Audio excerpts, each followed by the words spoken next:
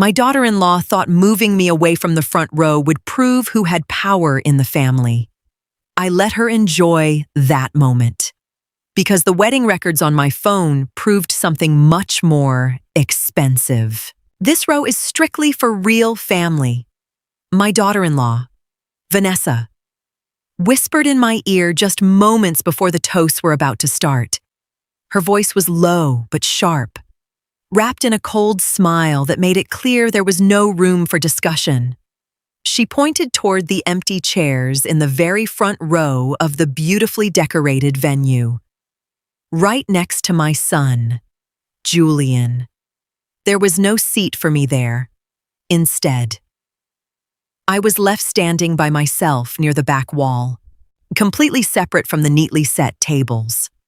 A few guests glanced my way, some quickly looked away in embarrassment, while others didn't even notice I'd been pushed aside. In that exact moment, I didn't feel like crying, nor did I feel the urge to cause a scene. I just swallowed the bitter taste of disappointment and calmly smiled right back at her.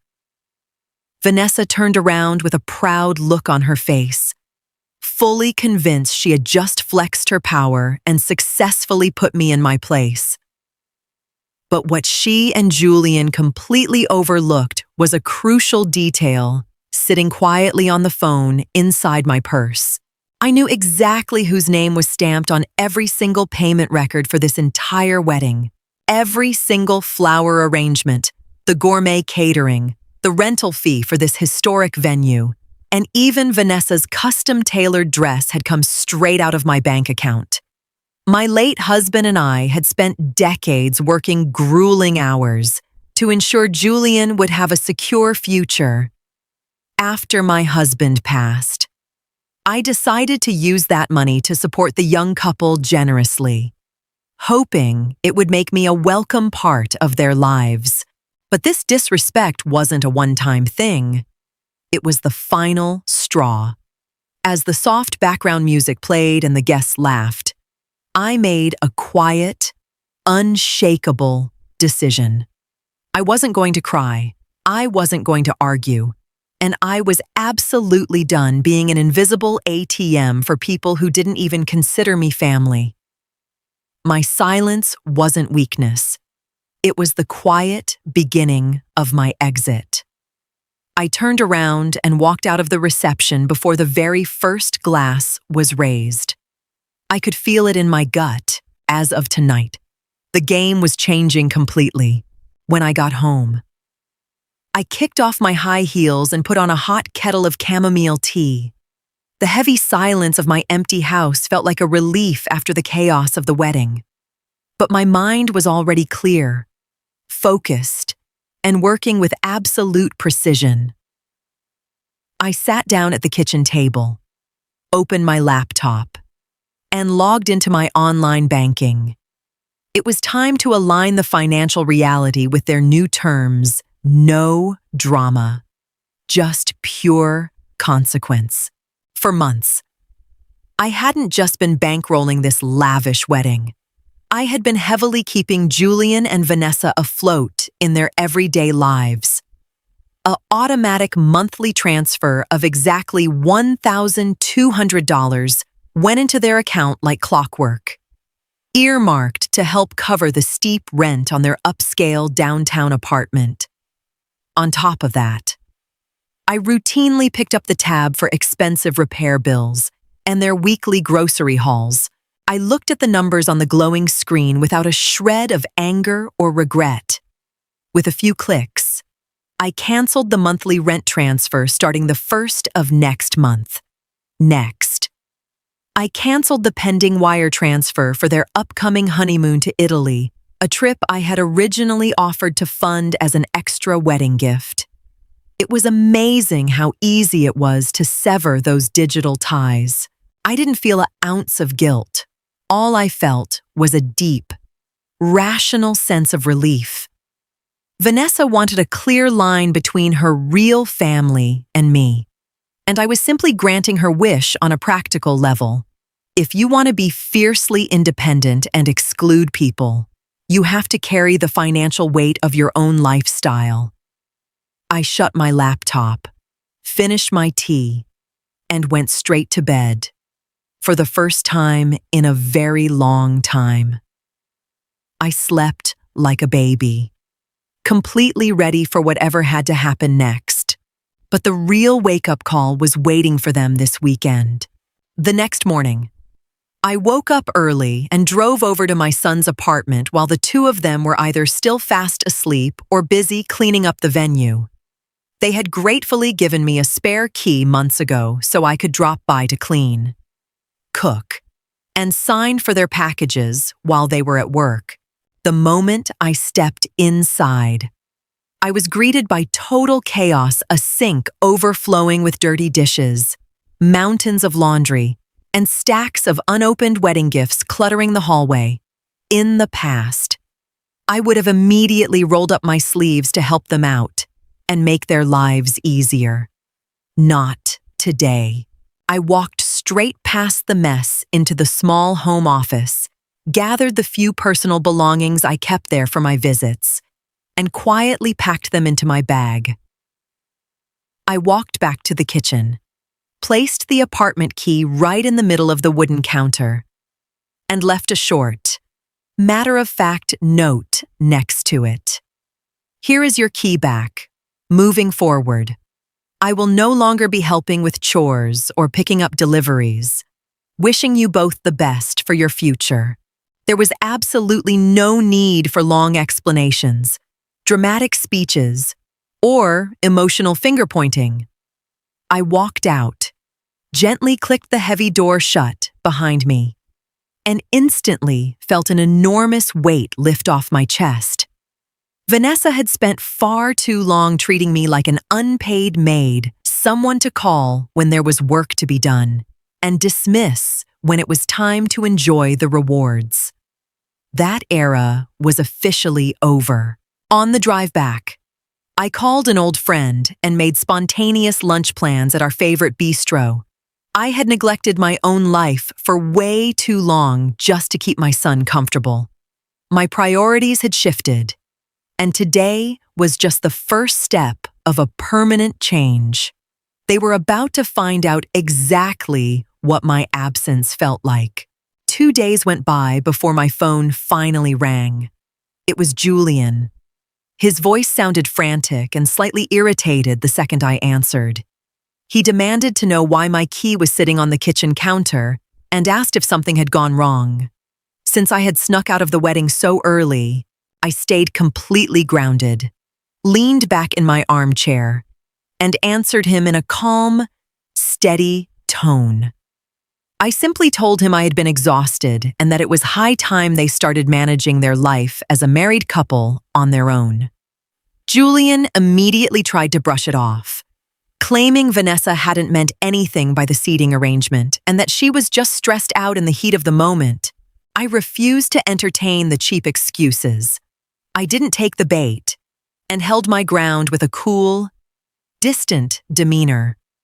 I reminded him that they were their own real family, now, just as Vanessa had so clearly pointed out, and that I was respectfully stepping back to give them space. There wasn't a hint of anger in my voice, just a factual statement of how things were going to be from now on. Julian sounded utterly lost dealing with this version of me. He was used to a yielding, overly accommodating mother who always forgave and forgot. He tried one last time to pressure me, asking me to come over for dinner this weekend because they desperately needed help sorting through all their gifts. I politely but firmly declined, telling him I already had other plans for my free time as I hung up. I felt zero guilt. The boundary was set, and I wasn't backing down an inch. The conversation was over, and my new life was officially underway. The real domino effect started on the 1st of the month, right when the automatic banking transactions usually went through. It didn't take long for my phone to ring again, but this time, it wasn't Julian. It was a noticeably rattled Vanessa. She tried hard to force a cheerful conversation about the weather, But she quickly cut to the chase. Their monthly rent assistance hadn't hit their account. With a layer of fake concern, she asked if there had been some kind of technical glitch at the bank, or if I had simply forgotten to send the money. I smiled to myself as I took a sip of my coffee, maintaining an absolute, unshakable calm. I told her flatly that it wasn't a glitch. I had permanently and indefinitely canceled the transfer. An icy, dead silence fell over the line. When she finally spoke, her voice was much louder, demanding to know how they were supposed to afford their expensive apartment now. I replied, entirely unfazed, that a real, independent family should easily be able to handle their own living expenses without relying on outsiders. Vanessa lost her temper and snapped, accusing me of being selfish. But I just let her emotional outburst slide right off me. I told her politely that I had to run because I had an appointment at the salon. Without waiting for her reply, I hung up and put my phone on Do Not Disturb for the rest of the afternoon. It was an incredible feeling to have total control over my own hard-earned money and my life again. They needed to learn that disrespect has real-world consequences. You can't just smooth over with a quick phone call. And this was just the beginning of their reality check. Thank you for being part of Quiet Revenge.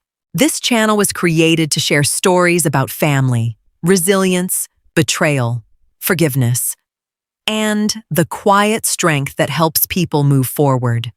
While AI tools may assist with certain parts of the creative process, every story is carefully selected, reviewed, edited, and produced by our team before it reaches you. At this time, our YouTube monetization is unavailable, so viewer support helps us continue creating new stories and improving the channel. If Quiet Revenge has ever kept you company, touched your heart, or reminded you that you are not alone, please consider supporting us with the cost of a small cup of coffee. Patreon, https://www.patreon.com/quiet-revenge-family. Coffee https://q-fee.com/history-family. PayPal https://www.paypal.com/paypalme/kanhuangmin. Thank you for your kindness and support. Over the weekend, Julian and Vanessa showed up on my doorstep without warning.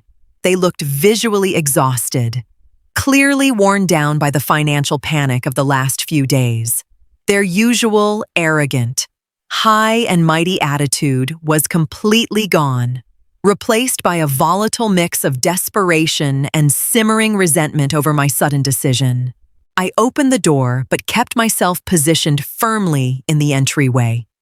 Choosing not to invite them into my living room like I usually would, Julian took the lead, begging me to be reasonable because without my financial backing, they would be forced to break their lease and move out. Vanessa stood silently beside him, biting her lip raw, barely able to look me in the eye. I looked at the two of them and felt absolutely no pity. Nor did I feel the slightest urge to bail them out again.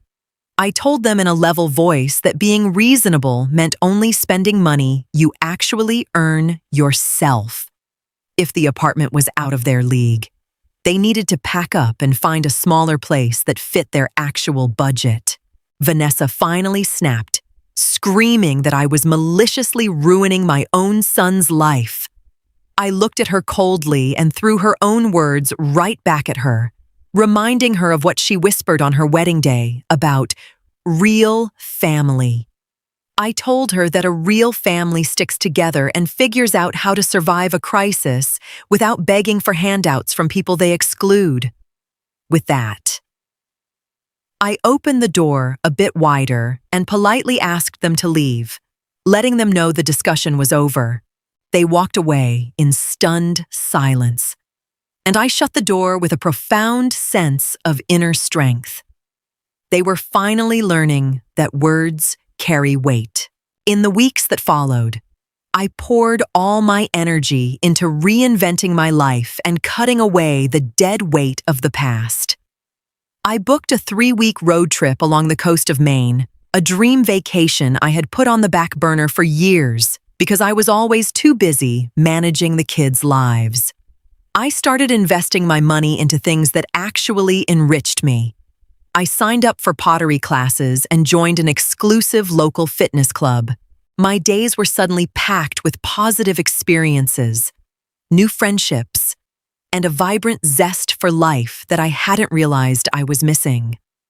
I heard very little from Julian and Vanessa during this time, mostly because they were drowning in the reality of their own making. They both had to take on grueling side gigs and drastically cut back on their lifestyle just to keep the lights on. I watched the fallout from a safe distance, completely resisting the urge to step in or offer unsolicited advice. It simply wasn't my job anymore. Every now and then, Julian would send a brief text asking how I was doing, clearly fishing for a way back into my good graces.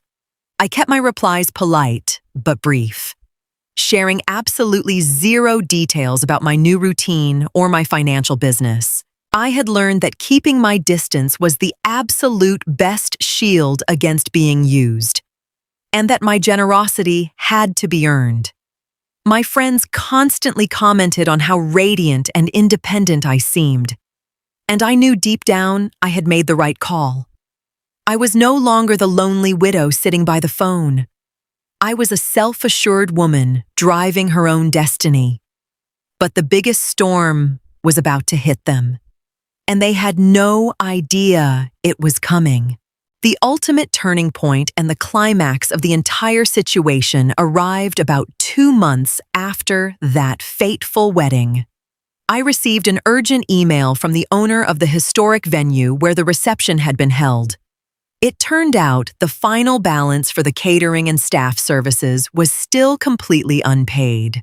Julian and Vanessa had completely ignored the final invoice, foolishly assuming I had set up an automatic payment from my account.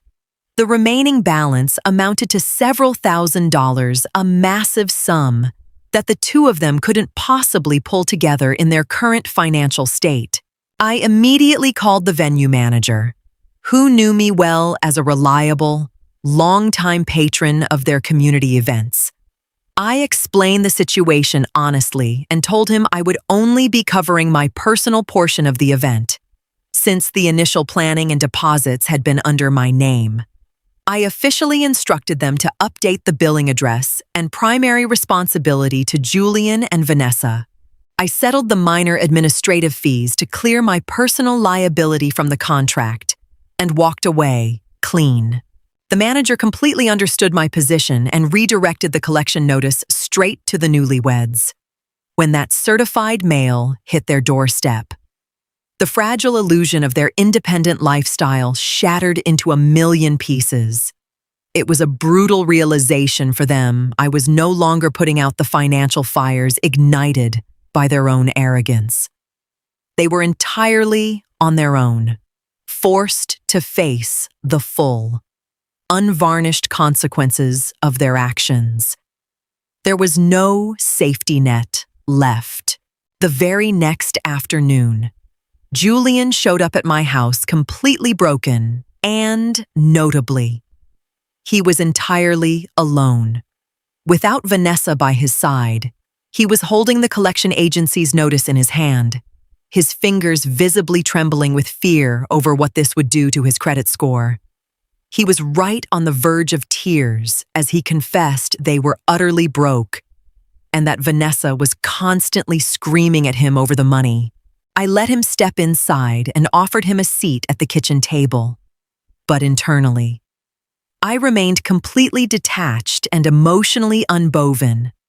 I brewed him a cup of tea, sat down across from him, and listened to his long list of grievances with calm patience. He desperately begged me for one final loan to clear this catastrophic debt and save them from financial ruin. I looked at my own son and realized that bailing him out now would permanently stunt his growth as a man. I denied his request, calmly but with absolute certainty, and laid out the hard facts of life. I told him he was an adult and needed to handle the fallout of his wife's choices and his own passivity if they didn't have the cash. They needed to take out a personal bank loan, work more hours, or start selling off their expensive wedding gifts and belongings. Julian looked at me in total disbelief, feeling the true weight of my new boundaries for the very first time. The back doors were locked. There was no maternal rescue coming at the 11th hour. He slowly packed the letter back into his jacket, stood up, and left my house as a man who finally had to wake up. He was officially on his own. A full year has passed since that wedding night, and my life has blossomed in ways I never expected. I recently downsized and moved into a sleek, modern condo right in the heart of the city, which fits my active lifestyle perfectly. I cleared out a lot of my old clutter to make room for new experiences, and I am deeply enjoying every single second of my unburdened freedom. Julian and Vanessa couldn't keep up with the rent on their luxury apartment. They had to break the lease and move into a much cheaper, modest apartment way out in the suburbs, where they both work incredibly hard. Their marriage managed to survive the financial storm, but they are noticeably different people now, much more mature, grounded, and cautious about how they treat others. We keep in touch on a casual basis. We talk on the phone for a few minutes every couple of weeks, and we exchange polite texts on holidays. There has been no forced reconciliation, no fake Hallmark harmony, and, above all, absolutely zero financial support from my end. They know exactly where my boundaries are now, and they respect them without a single argument. On the rare occasions we do see each other, Vanessa treats me with a polite distance and a level of respect she never would have shown me before. I found my peace, not through screaming matches or revenge, but through the quiet enforcement of my own self-worth. I often sit on my new balcony, looking out over the city lights with a smile. That cruel sentence whispered at the wedding wasn't the end of my life. It was the greatest gift they ever could have given me, my freedom. Thank you for being part of Quiet Revenge. This channel was created to share stories about family, resilience, betrayal, forgiveness, and the quiet strength that helps people move forward.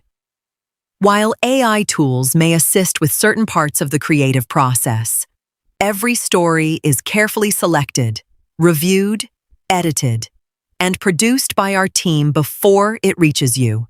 At this time, our YouTube monetization is unavailable, so viewer support helps us continue creating new stories and improving the channel. If Quiet Revenge has ever kept you company, touched your heart, or reminded you that you are not alone, please consider supporting us with the cost of a small cup of coffee. Patreon, https://www.patreon.com/Quiet Revenge Family.